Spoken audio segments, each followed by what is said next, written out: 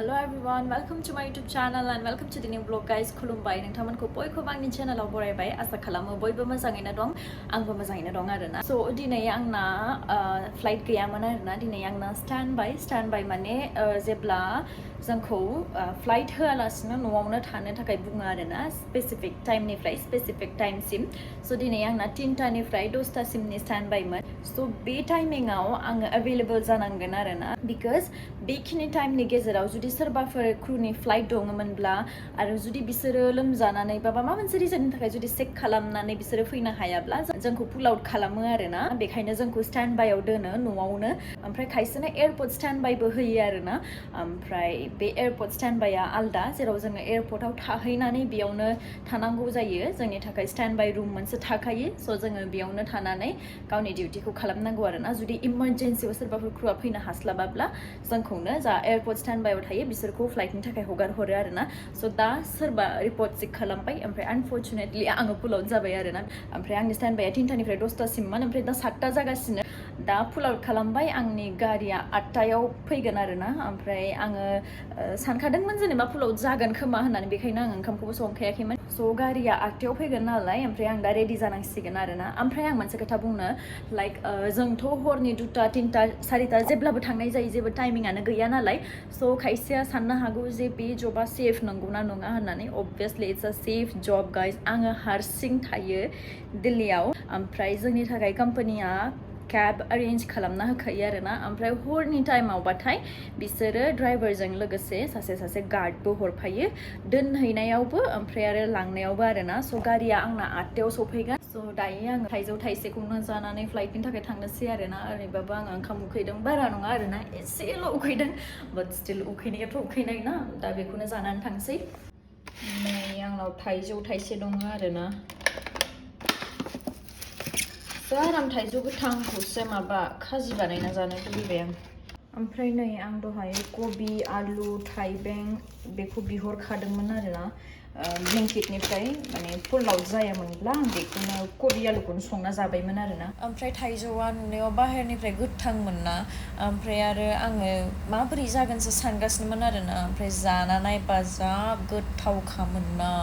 आङो दाबो भइस ओभार होनायावनो जानो लुगैलायलांबाय ओरैबायदि गोथाव थाइजौमोन बियो गाइस नै थाइजौखौ लेमखांबाय आरोना ओमफ्राय जा डिलिशियस नुखादों नै जा गोथाव जानो लुगैथारनायनो आङो दा बेखौनो जानोसै आरोना बिकज आङो ओंखामखौ सङाखैमोन माने फ्लाइट पुल आउट खालामबा उनाव आरो आया पुल आउट खालामबाथाय ओमफ्राय आरो लेबारफोरावबो पुल आउट खालामनो हानाय होननानै संथ'वाखैमोन आरोना आङो ओमफ्राय थाइजौ थाइसे दंमोन बेखौनो लेमबाय दा बेखौ जानोसै आरोना गोथावनो ओमफ्राय जानानै रेडि जानानै थांसै नै सोर जानो लुगैखो नै जा गोथाव नुखादोंना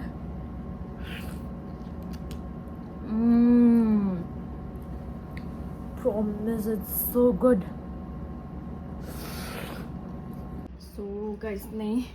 जाखांबाय आरोना आङो स' आङो दा फटाफटनो रेडि जानोसै रेडि जानानै थांनोसै आरोना फ्लाइटनि थाखाय स' आंखौ लांनो गारियाबो सफैबायमोन ओमफ्राय हरनि टाइमाव ड्राइभारजों लोगोसे सासे गार्डआ थाफाथारनांगौ आरोना दिल्ली बेसनि थाखाय बियो कम्पानिनि रुलखा जे हरबाथाय गार्डआ थाफाथारगोन स' दिनै आंनि फ्लाइटआ टार्मिनेल 1निफ्रायमोन आरोना स' अफिसाव थांबाय इन्डिग'नि जा अफिस जाखौ जोङो डिसपैच होननानै बुङो बेयाव थांनानै जोङो BA टेस्टखौ खालामग्रोबाय आरोना BA टेस्ट माने जौ लोंदों लोङाखै बेनिबो जोंना टेस्ट जायो बेनि उनाव ब्रिफिं जायो जेराव जोङो बयबो क्रुफोरा जाय अपारेट खालामगोन जमा जिरायनानै ब्रिफिं लायो आरोना डिसकास खालामो फ्लाइटनि बागै स' जोङो अफिस सहैनाय लोगो लोगो फार्स्ट जोङो चेक इन खालामो बिनि उनाव जौ लोंदों लोङाखै बिनि BA टेस्टखौ खालामो बिनि उनाव ब्रिफिंनि उनाव जोङो बयबो क्रुआ ओंखारबोयो आरोना फ्लाइटनि थाखाय एयारक्राफ्टसिम थांनो स' थांबाय थानायावनो आङो सासे केप्टेन लोगो मोनदों आरोना बिथाङा सासे केप्टेन बिराद सिनियर केप्टेन बिथाङा सासे सेलिब्रिटि बायदिबो होनजायो एभिएशननि बिथांखौ बयबो सिनायो आरोना बिराद सिनियर केप्टेन ओमफ्राय बिराद काइन्ड हार्टेड पार्सनमोन ओमफ्राय दा जोङो फ्लाइटआव थांनानै मा खालामो नायदो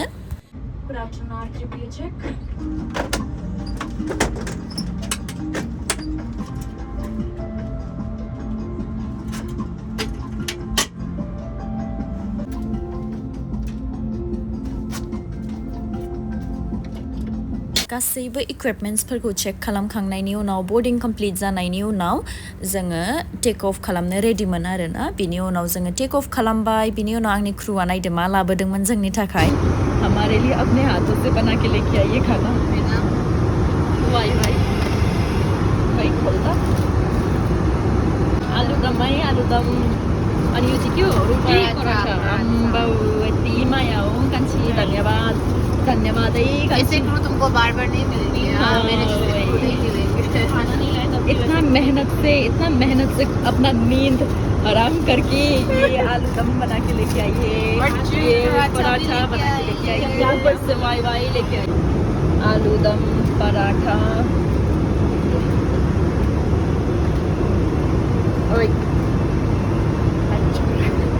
हरनि फ्लाइटमोन ना ओमफ्राय गोलावथारमोन फ्लाइटा बेखायनो मा खालामनो मा खालामा जोङो टाइम पास खालामगासिनोमोन आरोना ऐसा होता है जब टेक ऑफ लैंड नहीं कर पाते हम लोग बहुत भूखे हैं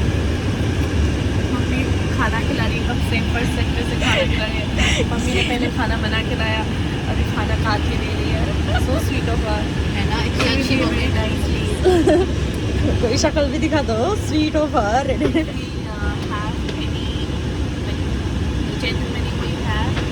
नहीं मैं I already have boyfriend I'm coming to no I don't believe in new generation I love him so much oh my god नहीं obsessed with this man if you have anyone from abroad no I don't want I'm so sorry I'm happy with my loved one loved one you can die for him I can 2027 में शादी में नहीं आना है क्या आंधियों में तो पक्का हम दोनों जाएंगे हाँ सामने चादर में खिला तो खाना पहन के